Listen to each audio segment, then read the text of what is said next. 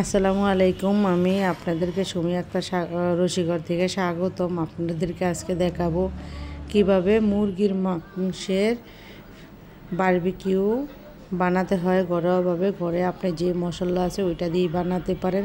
সুস্বাদু মুরগির বারবিকিউ হবে। এখন মাংসটা আমি ভালো করে পাড়ার উপরে রেখে দিয়েছি। এখন আমি হালকা করে একটু ছেঁচে নিব, জানি মাংসটা বের না হয়ে যায়, আবার বেশি ছেঁচা হলে মাংসটা আলাদা হয়ে যাবে। এই জন্য হালকা করে একটু ছেঁচা নিছি, জানি ছেঁচলে মশলাটা ভিতরে ঢুকে ভালোভাবে। মুরগি প্রথমে দিয়ে দিব আমি কাঁচামরিচ বাটা, তারপরে দিব আমি রসুন বাটা, তারপরে দিব আমি আদা বাটা, তারপরে দিব জিরা বাটা, তারপরে মরিচ কম হয়ে গেছে মরিচের বাটা, একটু মরিচ বাটা আমি বেশি করে নিচ্ছি। তারপর একটু মরিচের গুঁড়া নিচ্ছি, জানি মুরগির বারবিকিউটা জানি একটু লাল লাল হয়। সব ধরনের মশলা আমি পাউডার করে নিচ্ছি, ওইটা দিয়ে দিচ্ছি। তারপরে স্বাদ মতো লবণ দিয়ে দিচ্ছি। এখন আমি এটা ভালো করে ম্যারিনেট করে নিব, জানি মাংসের সাথে মশলাটা ভালোভাবে লেগে যায়। যদি না লাগে তাইলে বারবিকিউটা মজা হবে না, সুস্বাদু হবে না, ভিতরে কাঁচা একটা থেকে যাবে। যদি বারবিকিউটা ভালোভাবে ম্যারিনেট করে রাখে তাইলে ভালো করে মাখিয়ে তারপরে জিনিসটা ভালো থাকে। মুরগির ফ্রাইটা বারবিকিউটা ভালোভাবে ফ্লেভারটা আসে, কোনো গন্ধ আসে না। আমার মাখানো শেষ। এখন আমি ডিমটা ফেটিয়ে রেখেছি আগে। ডিমটা দিয়ে এখন ভালো করে মাখিয়ে নিব।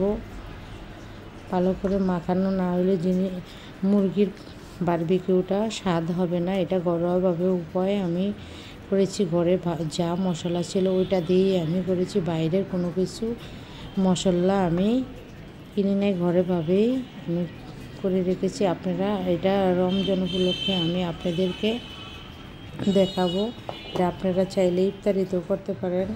আমি এখন ঢাকনা দিয়ে ঢেকে দিব। আমার ম্যাগনেট করা ঢাকনা উঠানো শেষ। আমি 1 ঘন্টার জন্য রেস্টে রেখেছি এটা। এখন আমি বেসন দিয়ে দিব। বেসনটা দিলে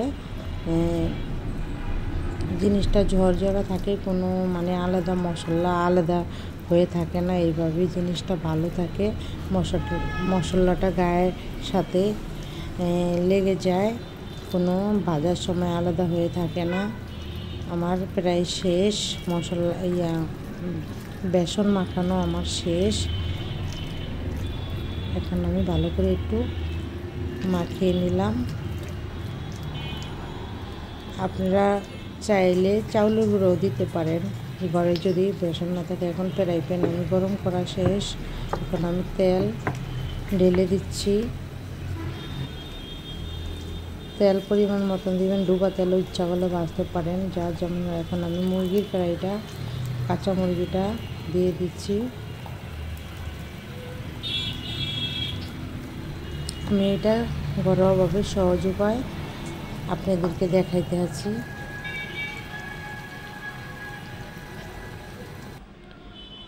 আর আমি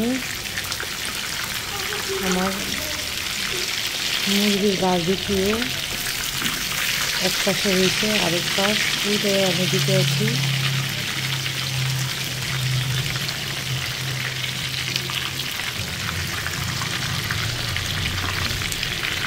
উল্টানো শেষ। এটা মজাদার একটা বারবিকিউ। এটা রমজান মাস উপলক্ষে আমি আপনাদেরকে দেখাইতে আছি। তা আপনারা ঘরে, আমার বারবিকিউ শেষ।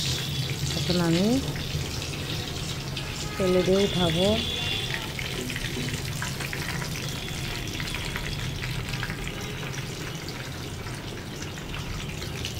এটা ইফতারির জন্য দারুণ একটা রেসিপি। এই রেসিপিটা আপনারা ঘরোয়াভাবে করবেন, ফ্যামিলির সবাইকে নিয়ে একসাথে বসে ইফতার করবেন। এটা আপনাদের জন্য সারপ্রাইজ। আমার মজাদার চিকেন বারবিকিউ শেষ। এখন আমাদের মজাদার চিকেন বারবিকিউ হয়ে গেছে।